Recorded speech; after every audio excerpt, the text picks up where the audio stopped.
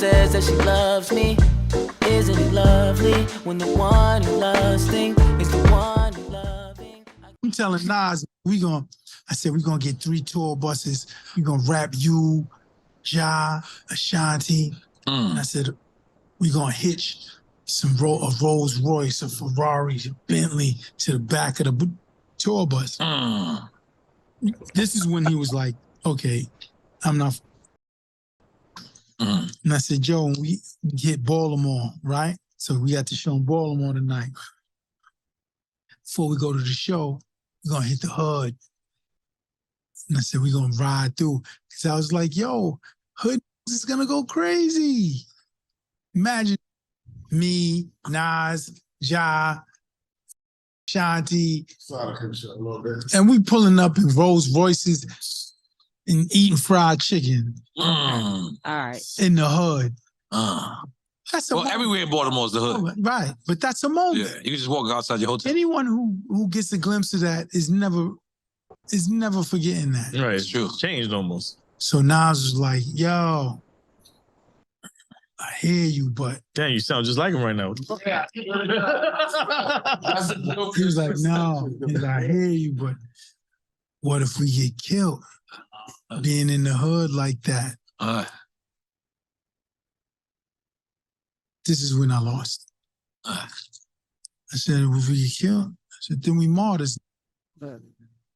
Yeah, you'd have lost me too. Then we're martyrs. All right, that's enough. And we could tweet it out. The level of ignorance of this, and of course he's on Drink Champs. He sounds like he's half drunk. That was Irv Gotti talking about the time that he approached Nas with this brilliant idea to hitch on the back of a truck a whole cavalry with the Ferrari and the Rolls Royce, and we ride through Baltimore eating fried chicken. It will change everything. I can't believe he didn't want to do this. And Nas is like, no, I'm good. Matter of fact, what if we get killed? Well, then we'll be martyrs. Then we'll be martyrs. Like, what kind of conversation is this? Doc Calloway is here. This is like ridiculousness. That is insane to me. I mean, these are young men. When I'm their age, I'm trying to fight for partnership at a law firm. I mean, that is mind-blowing to me that these young brothers were young, rich, wild, and free. I mean, legitimately like living a movie. Wow. I'm always still kind of mind-blown by the notion that there are those of us who succeeded in this white supremacist, patriarchal American capitalist game without fully submitting their time and talents to the path that I was told to go. I was told to go high school, college, something after, good ass job, right? And every time I marvel when I think about 50 years of hip hop, because hip hop has created people and enterprises and corporations and tremendous amounts of value. Hip hop has sustained families for people who did not have to do it that traditional way. I got it out the mud. I'm making beats.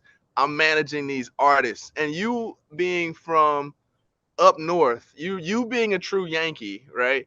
You had so much more insight to that because these are your peers, right? I have to imagine that Karen Hunter's peers, you look left and you look right.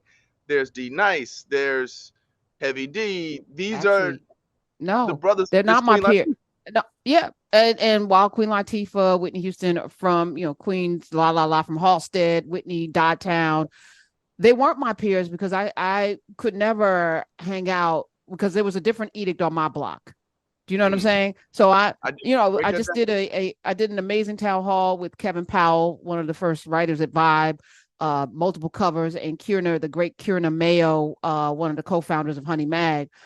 And, we've had Dream Hampton on, who's also been through, she was in the trenches. We were actually at some point warring, politically speaking, because she was team Puff Daddy during the time when it was like, no. And I've always kind of been a journalist, even as a child, watching on the outside and, reporting on what was going on. Never was inside. I was never inside any of this.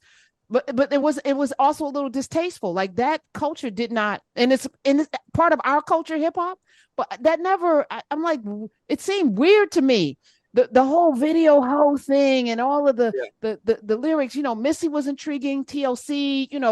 Queen Latifah, of course, who you calling a bitch? That was intriguing. But even that, like her hanging out in the Latin quarters and all, like I could never do that. I could never hang out at a club and it's even 17, 18.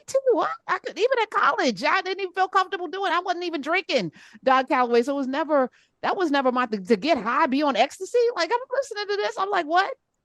Well, I think that's kind of the interesting piece is that hip hop is such a thing now that multiple humans exist and are sustained by and hold up and advance this culture, such that this era, right, this mid 90s, I don't know what years we want to call it, but 92 to 2000, this golden era in which the global commercial interests found out about this thing and made all these black kids rich, right? I think that era was defined by the decadence, right? And the overindulgence and the consumerism. This is why I played it. This is why I played it. And that's exactly what they're speaking to in that clip. But I will say, it was a whole culture. So there were but it wasn't our culture. It wasn't. But the artists were there.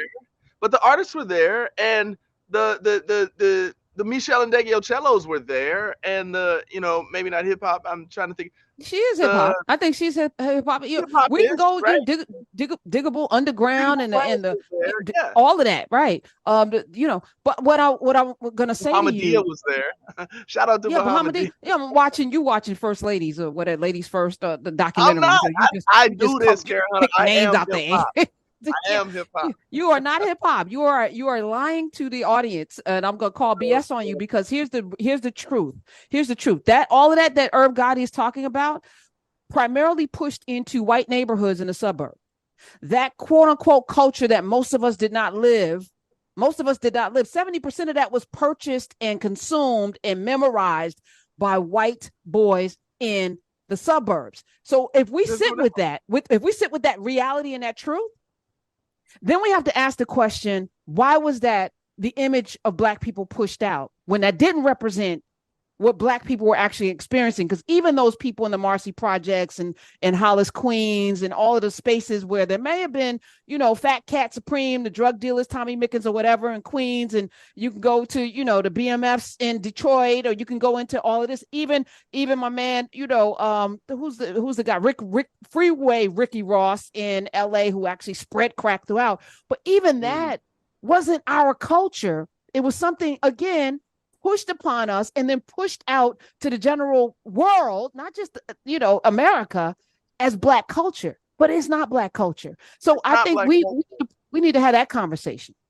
I think that is an important angle here. And that is absolutely right. But at some point it is kind of Black culture, and it didn't start with them. We didn't always like to shine now. We didn't always like to put it on. You've seen them clips with Lil Richard talking about, because I like to put it on. You've seen them, right? And so shining and stunting and whips and chains didn't start with hip hop. It became putting women on dog chains.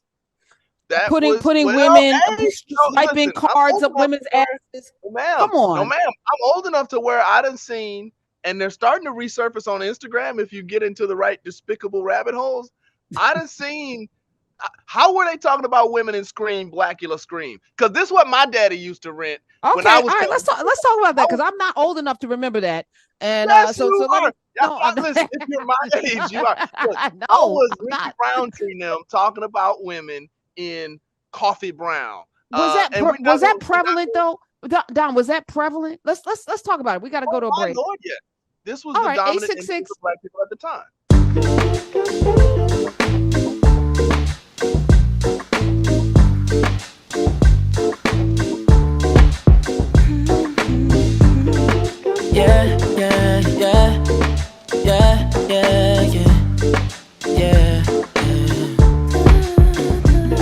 I run my fingers through her hair as she smiles and says that she loves me.